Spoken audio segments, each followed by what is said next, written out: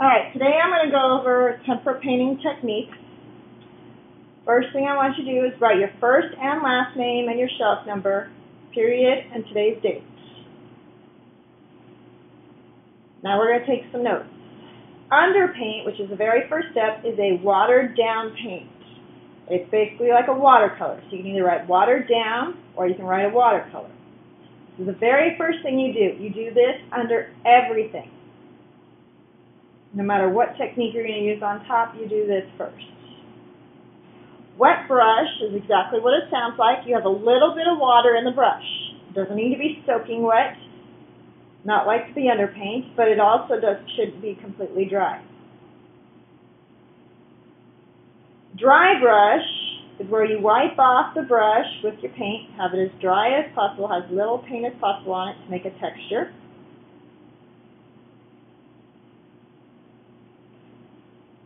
Popsicle stick is used to put the paint on thick, or to make lines in that thick paint, or to texturize it.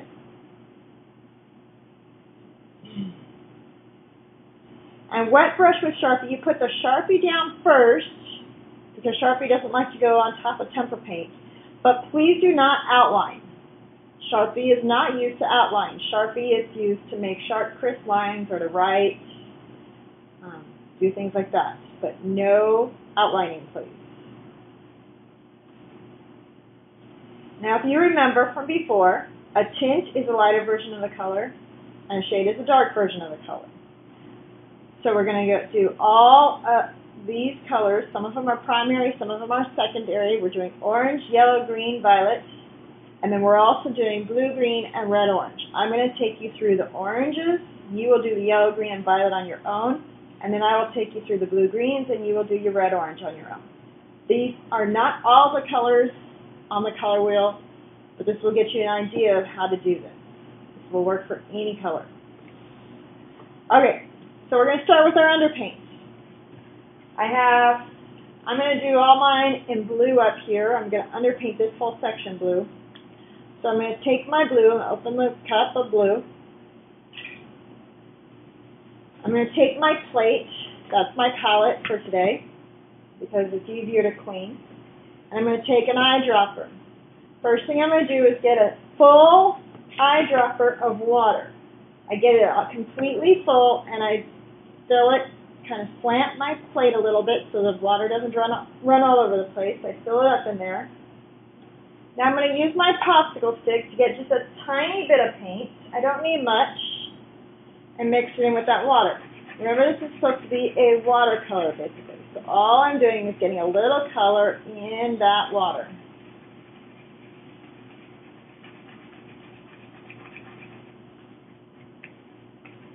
Make sure I don't have any chunks of paint. I'm going to wipe my popsicle stick off with the paper towel, making sure I get as much as I can off. So I even go on the sides of that popsicle stick to make sure it gets cleaned up. It's going to leave a stain, but as long as there's no chunks of paint left on it, we're okay. I'm going to close my lid to my blue so that it doesn't dry out or get spilled. Now I'm ready to start to paint. I have a pretty good sized area to paint here, so I'm going to go with a big brush. When I go to paint, I'm going to dip just the tip of the brush in that watered down paint, that underpaint. Get some of it in there. And then I'm just going to paint that whole section. The whole point of underpainting is to get rid of the white. You don't want any white left, so you have to go all the way up to your edges or whatever you're painting. Now you're going to underpaint with whatever color you're going to paint with later. One of the primary colors or secondary colors. So for instance, if I want to make a blue-green later, I can still underpaint this blue because I'm going to mix my green with it later. Also, if I want to make a tint of blue, I'm not worried about that right now. I'm just painting it all plain blue. Now, to clean out my brush, I'm going to dip it in the water You squish it around. I'm not smashing it across the bottom or the sides. I'm just squishing it around. That's why you only want your water half filled up. You don't need it completely filled up. And then, to take care of brushes, you are going to wrap your paper towel gently around the metal part of the brush and wipe up this direction so that it stays to a point like this. You always want to brush wipe up. And then you make sure that there's no color here wherever you wipe. If there's color here still, then you need to go back and squish it out and wipe again. So there's my underpaint. Now I'm going to do my wet brush. So my wet brush, I'm going to take a little bit of blue straight out of the cup. Again, I'm going to just put the tip of the brush. My brush is already wet because I just cleaned it. Dried it off some, so it just has a little bit of water. It's not soaking wet. And I only dip just a little bit of the tip into the paint. I only went to about here. I did not go all the way up to the metal because I don't want paint stuck up here in the metal. And then when I go to paint, I want to keep the tip, so lightly paint with it and paint a line. I'm going to clean out my brush. Again, I did not smash the brush, and I'm start at the metal and wipe up, and you can see there's no paint left. If there was paint left on my paper towel, it means I have to clean it again. Now I'm going to go to, that was my medium-sized brush, my number 8. All of these are numbered. This one's kind of wore out, but I'll zoom in here so you can see it. Right here is the number 8, partially wore off. On this one,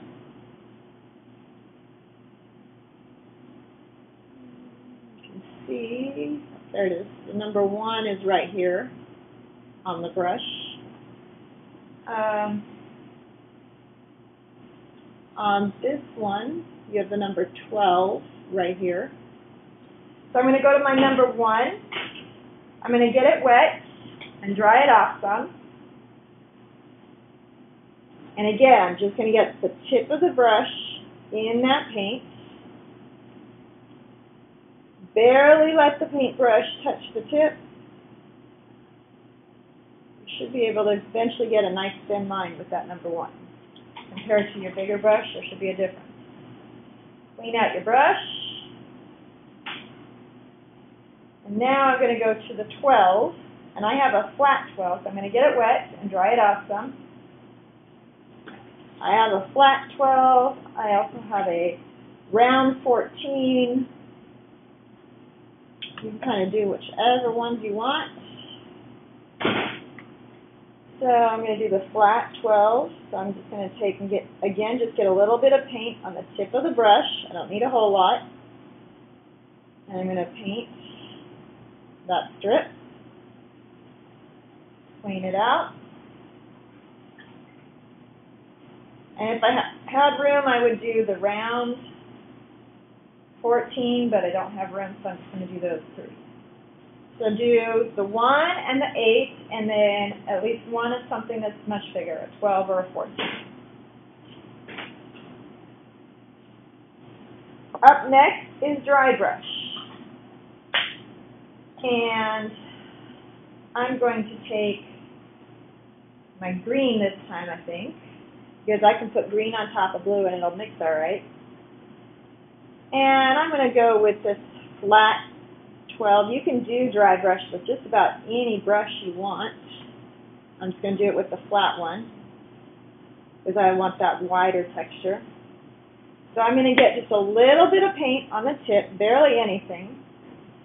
Now you have to wipe off the brush onto a paper towel. So I'm going to wipe most of it off onto the paper towel so I have just a little bit of paint left. And then I'm going to just make some strokes here. You can see the bristles leaving a mark and kind of a broken up section. This is good for fur. This is good for grass. any kind of creative texture you want that would be related to that is fine. So I'm going to wash my brush out, making sure that I get it completely clean, so if the paper towel has any color to it, when I dry it off, I'm going to wash it again. Now I'm going to do popsicle stick. And I'm going to use both blue and green for this.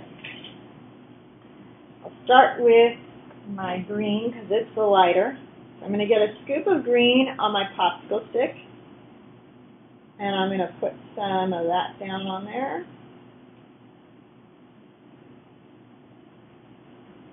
And you can see I'm making some texture with it. And I'm kind of making it thick.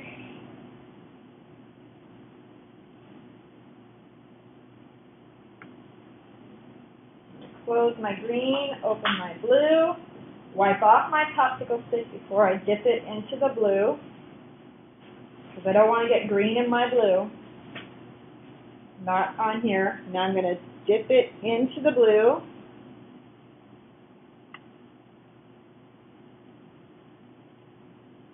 And you can see the blue and the green are mixing. I can also make a texture with this. Again, you can use it for color version of paint, then go for it. If you want a thin version of paint, then go for it.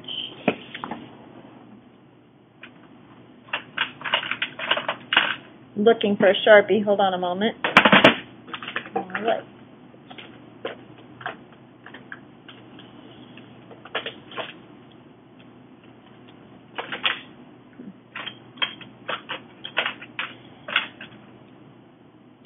Well, I don't have a Sharpie right now, apparently.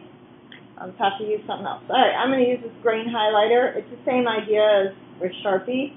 All you're going to do, let's see, you can draw something with your Sharpie.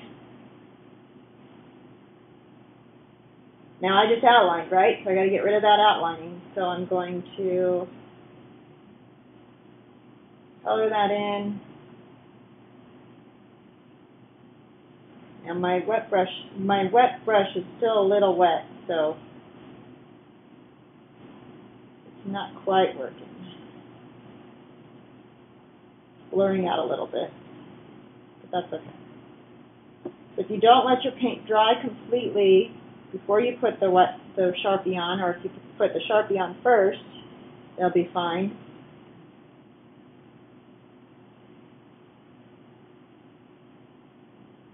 Alright, I got rid of my outlining for the most part, except for this edge.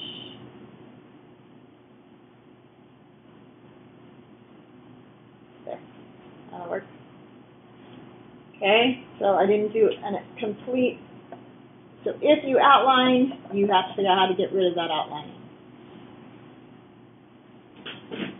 Okay, so those are the techniques that I'm showing you today. Up next will be painting your tint shades